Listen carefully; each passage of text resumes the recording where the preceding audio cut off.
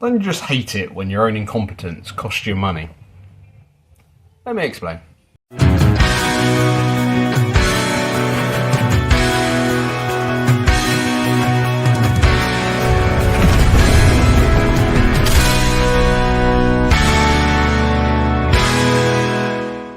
YouTubers, and welcome to the Best Alignment Workshop. Now let me show you what I've done.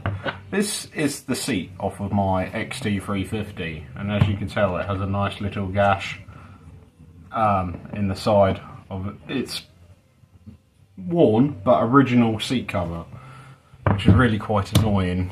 Now something pierced this. I've so much rubbish stacked up in the workshop, as you can tell, and it just one thing led to another and it landed on it and it torn, and I don't want to do anything with it because this won't look right, so I've bitten the bullet, and to get a matching one, which I have next to me here, brand new Yamaha red with a strap, which mine never had, which is quite smart, so we're going to have a go at doing that as well, all the way from America. Now I have been sitting on this quite a while and I finally got round to doing it. This cost me 80 quid. To purchase, ship, and like there was no real import on it. It didn't get caught up. So yeah, very reasonable deal. That was before America started getting a bit out of hand with their tariffs and stuff, but it's still advertised at the same price. So hopefully, if anyone needs one of these, they'll be able to do it. So just gonna pop off the old cover and see. Like, this has never been torn, like I said before. So the foam seat should be okay underneath. It's just the fact that this is just over 30 years old now. 30, well, 3 years old. So we've got to remove all these staples down the sides. If you've never covered a seat before, there's not much to it apart from you will need to get the nice tautness of the cover correct afterwards, because you can like do it too loose and slack and it'll lose ripples and stuff. But basically all you need is a little implement. Now there might be better ways of doing this. You might be able to get proper staple removers, but this is what I normally do. Just get my little screwdriver, whatever I get in to fit, and the base pan of this is only plastic. So you give it a little wiggle round, try not to snap any off, and then you end up with your little staple. Now I've got, at a rough count,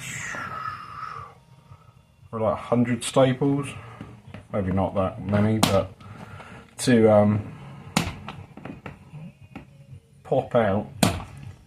If anyone has ever done this or does this and knows a better way than just going around with a tiny screwdriver, feel free to comment.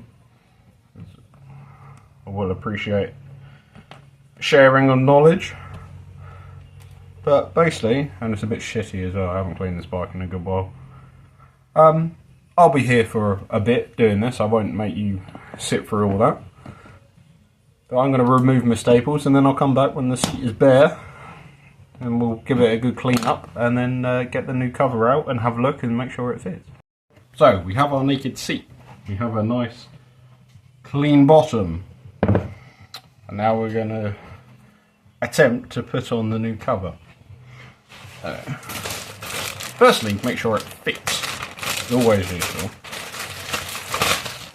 I'm not going to worry for the strap for now. Right. It's new fake leather smell. It should be good because it was listed for this. It's saying about crap everywhere in here. Make sure you have a nice clean work surface, a nice clear one as well.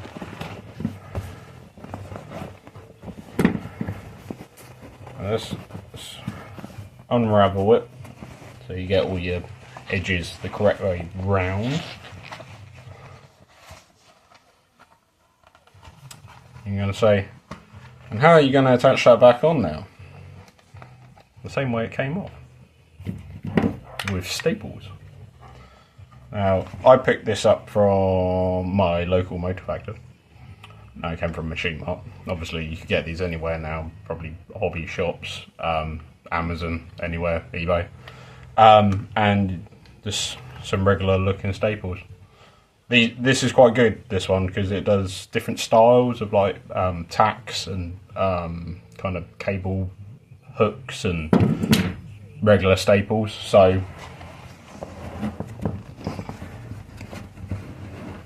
you want the ones that go in flush, basically, and flat. You don't want them sticking out because that won't hold your cover down.